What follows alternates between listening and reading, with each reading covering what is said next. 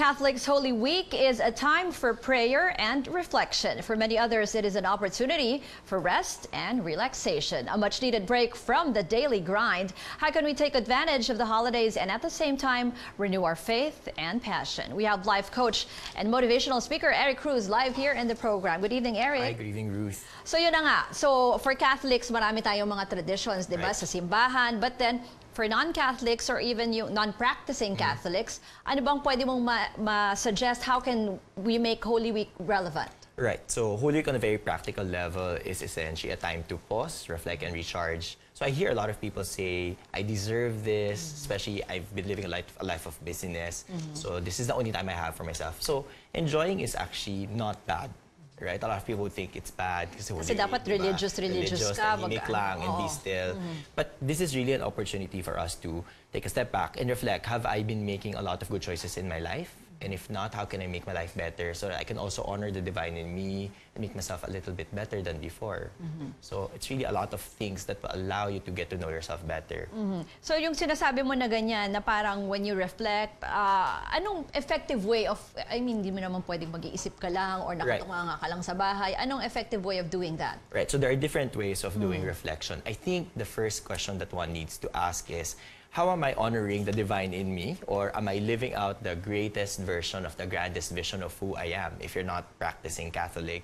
So it's asking yourself... Wait lang, the divine in me, that's what you call it. Right, so on a very spiritual level, there's always a divine in every person. Okay. And so with the kind of choices that we're making, are we honoring that divine inside of us? So if not, then we take a look at the choices we've been making so that if we get to embrace what's true and what's good about ourselves, then we can create a life that we want and create the results that we deserve. So it depends on the activities because some would prefer to be more reflective.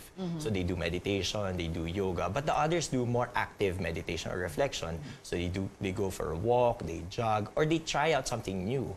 But all of these things would lead us to discovering more about what's good, what's beautiful inside each of us. And that's a way of becoming better so that we celebrate Easter joyful, grateful, not just during the end of Holy Week, but we can incorporate that day in, day out. Yung kanina may report tayo, 'di ba, parang ginagamit na yung mga technology, yung mga gadgets ng church, no? Can we do the same thing? May mga parang ganun din yung podcasts or pwede naman eh. Basta ang question dyan is, what is your intention? Right? If you're very clear with your intention, I'm doing this so that I can see, reflect, and then I can also make better choices, then it's going to serve you well.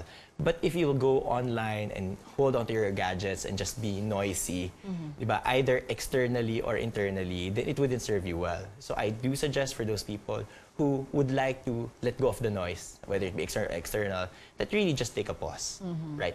And at the same time, what will make you happy? What is loving yourself a little bit better this time? And that would be great for you. Makakatulong ba yung kunwari, mag-music ka, yung mga ganon, di ba? Sometimes when you reflect or yung magsusulat ka ng mga journal. Right. Iba-iba kasi yung mga learning styles of people. So yung iba talaga meron, they really listen to music. I heard that you have that also with Boss Palad here. And it's really good because a lot of people find the space within to ask questions that they wouldn't ask on a normal day, especially if they're living routinary lives. Kasi that pause will allow them. Music is good, activities is also good, so others go into sports. Others just relax by the beach, and that's also good. Yung natatanong ko sa'yo, di ba sabi mo kanina, pwede namang mag-enjoy eh. Paano yung mga, di ba tayo, lahat tayo gusto natin nasa beach, nasa pasyalan. Nasa pasyalan, yung iba nga parang talagang nagpa-party sa beach. Di ba? And then you ask yourself, so is that partying an escape from your life because you're tired na? Or how can you make it, how can you incorporate that in our lives so that we live out that joy of Easter every day? It's not just, I'm escaping my life so I can celebrate, right? It's, I am living my life and celebrating right now. So Eric, before we end, ano na lang yung pwede mong maiwan na questions that we should ask ourselves when we reflect, especially binanggit mo na nga yung spirit of Easter, whether or not you're a Catholic, di ba? Partaking and being mindful of the death and resurrection of Christ this Holy Week, it's also asking ourselves, what is dying in me or what needs to die, and what am I allowing, what's beautiful about me that I'm allowing to come to life, so that we are renewed, we are different, and we smile on Easter Sunday and say, I am a better person here as a child of God, and I can live with this person every day. And yung more plain terms, when you say what should die, I mean, ito yung let go of the negative. Exactly. Right, it's letting go kasi ang daming tao, nega lang eh. Everyday, nega, nega, nega. Tapos break, ang saya-saya. Tapos would dread Monday again, nega, nega, nega.